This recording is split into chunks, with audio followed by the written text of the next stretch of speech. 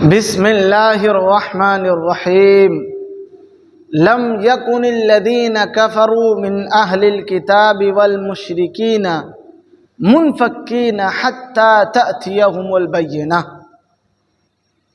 کتابی کافر اور مشرک اپنا دین چھوڑنے والے نہ تھے، حتی تأتیہم البینہ، یہاں تک کہ ان کے پاس روشن دلیل آ جائے۔ کتابی کافر سے مراد یہاں یہودی اور عیسائی ہیں، کیونکہ ان کے پاس توریت اور انجیل ہے۔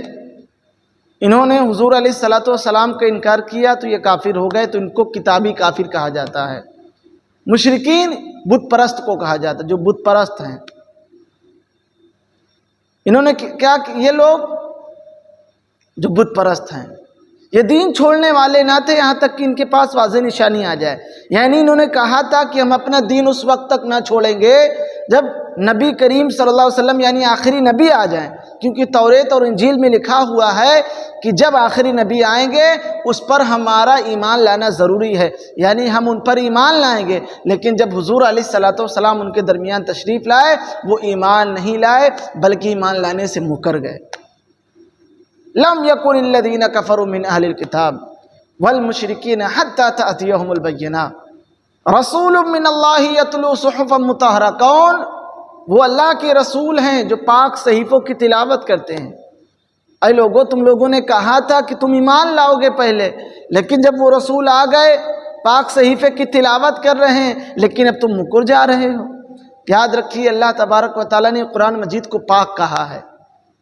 قرآن مجید ہر اعتبار سے پاک ہے، پاک جگہ سے، پاک فرشتوں کے ذریعے پاک نبی پر آیا۔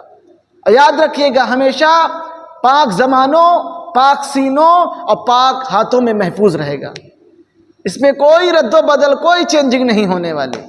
اور یہ بھی یاد رکھیے حضور علیہ السلام کا قرآن پڑھنا جو کہ اللہ نے کہا وہ تلاوت کرتے ہیں، حضور کا قرآن کو تلاوت کرنا یہ معجزہ ہے، کیونکہ حضور علیہ السلام نے بظاہراً مخلوق میں سے کسی سے پڑھنا سیکھا ہی نہیں، بلکہ پڑھا ہی نہیں، پڑھایا ہم کو، سکھایا، قرآن کو سمجھا بھی دیا۔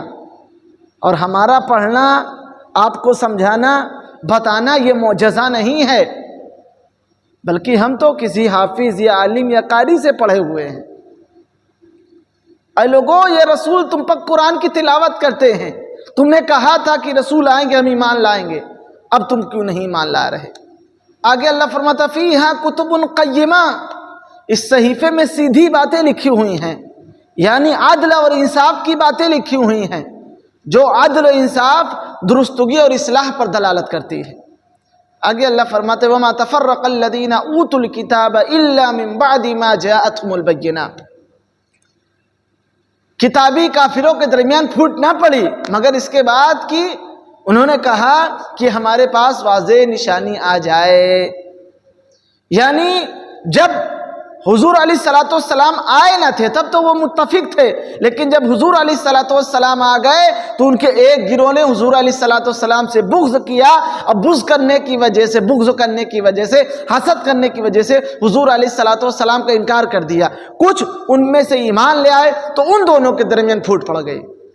وما تفرق الذین اوتوا الکتاب الا من بعد ما جاءتهم البینہ وما امروا الا لیعبدوا اللہ مخلصین لہ الدین۔ ان کو توریت میں حکم کیا ملا تھا؟ یہی نا کہ وہ اللہ کی عبادت کریں، مخلصین لہ الدین، اس کے لیے دین کو خالص کرتے ہوئے، حنفاء، ایک ہو کر ایک معبود کی عبادت کریں، یہی تو حکم ان کو دیا گیا تھا۔ وَيُقِيمُ الصَّلَاةَ، ہم نماز قائم کریں، وَيُؤْتُوا الزَّكَاةَ، زکوٰۃ دیں، یعنی عبادت کریں، اپنے مال میں خرچ کریں۔ وَذَلِكَ دِينُ الْقَيِّمَةِ، یہی تو سیدھا دین ہے۔ یہ حکم دیا گیا تھا ان کو کہ آپ اللہ کی عبادت کیجئے، تمام گناہ سے، تمام شرک سے، تمام کفر سے علیحدہ ہو کر ایک معبود کی عبادت کیجئے، لیکن انہوں نے ایسا نہیں کیا۔ اب آگے اللہ فرمایا ان الذین کفروا من اہل الکتاب والمشرکین فی نار جہنم، جو کتابی کافر ہیں اور مشرک یہ جہنم میں رہیں گے، ہمیشہ رہیں گے۔ اولئک ھم شر البریہ، یہ تو سب سے بدترین مخلوق ہیں۔ ان کو حکم دیا گیا تھا، انہوں نے کہا بھی تھا کہ حضور آئیں گے ہم ان پر ایمان لائیں گے۔ یاد رکھیے ہم بھی تو ان کے نبی کو مانتے ہیں، ان کے نبی کو تسلیم کرتے ہیں، تمام نبیوں کو مانتے ہیں۔ اگر مسلمان میں سے کوئی بھی شخص کسی بھی نبی کا انکار کر دے تو وہ کافر ہو جائے گا۔ ہم تو کسی بھی نبی سے بغض نہیں رکھتے۔ آمن الرسول بما انزل الیہ من ربہ والمؤمنون، ہم تمام نبی پر ایمان لائے اور نبوت میں سب کو برابر مانتے ہیں۔ لا نفرق بین احد منہم، نبوت میں کوئی چھوٹا بڑا نہیں، نبوت تو سب، نبی تو سب ہیں۔ ہاں یہ ہیں کچھ رسول ہو گئے، اللہ نے ان میں سے کسی کے مقام کو بلند کر دیا، لیکن ایز اے نبوت میں ہم کسی کو چھوٹا بڑا نہیں مانتے، سب اللہ کے نبی ہیں، ہم تو سب کو مانتے ہیں۔ لیکن انہوں نے حضور علیہ السلام سے بغض کیا کہ نبی ہماری برادری کے لوگوں کو بننا چاہیے تھا، ہمارے میں سے بننا چاہیے، بنی اسرائیل میں سے ہونا چاہیے تھا۔ ولیکن اللہ یختص برحمتہ من یشاء، اللہ اپنی رحمت جس کے ساتھ چاہے خاص کرے۔ تم کون ہوتے ہو روکنے والے؟ یہ چیز فلاں برادری کو مل گئی، فلاں شخص کو کیسے مل گئی؟ اللہ، یہ تو اللہ پر اعتراض ہو گیا، گویا کہ تم اللہ سے کہہ رہے ہو، یا اللہ تم نے اس کو کیوں دے دیا، ہم کو دینا چاہیے تھا۔ اللہ اکبر، یہی تو کفر کی وجہ بن گئی۔ آگے اللہ فرماتا ان الذین آمنوا وعملوا الصالحات، بے شک جو لوگ ایمان لائے، عمل صالح کیے، یہودی تھے، عیسائی تھے، رسول اللہ صلی اللہ علیہ وسلم آئے، ان پر ایمان لایا، اپنے نبی کو بھی مانا اور رسول اللہ صلی اللہ علیہ وسلم کو بھی مانا، اولئک ہم خیر البریہ، یہی لوگ تو سب سے بہترین لوگ ہیں۔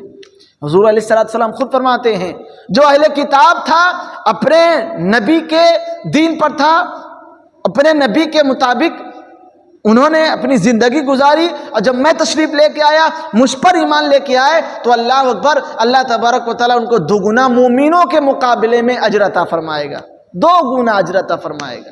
ہمارے لیے ایک اجر، ان کتابی کافر کے لیے جو بعد میں مسلمان ہو گئے، حضور علیہ السلام پر ایمان لائے، ان کے لیے 2 گنا اجر ہے۔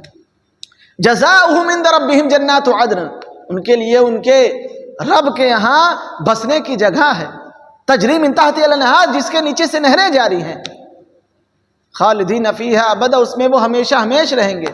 ذالک رضی اللہ عنہم ورضوا عنہ، اس میں وہ اللہ سے راضی ہوں گے اور اللہ ان سے راضی ہوگا۔ ذالک لمن خشی ربہ، یہ اس لیے کہ اپنے رب سے ڈرتے تھے۔ اب یہاں ایک نقطہ سن لیں کہ رضی اللہ عنہم ورضوا عنہ، یعنی رضی اللہ تعالی عنہ صرف صحابہ کرام کے ساتھ خاص نہیں ہے کہ ان کو ہی کہا جا سکتا ہے، کیونکہ اللہ نے خود کہا وہ اللہ سے راضی ہوں گے، اللہ ان سے راضی ہوں گے، یعنی جو نیک بندے ہوں گے اللہ ان سے راضی ہوگا اور وہ بندے اللہ سے راضی ہوں گے۔ پتہ چلا ہر نیک شخص کو جو ولی اللہ ہے، جو اللہ کا مقرب بندہ ہے، اس کو بھی رضی اللہ تعالی عنہ کہہ سکتے ہیں۔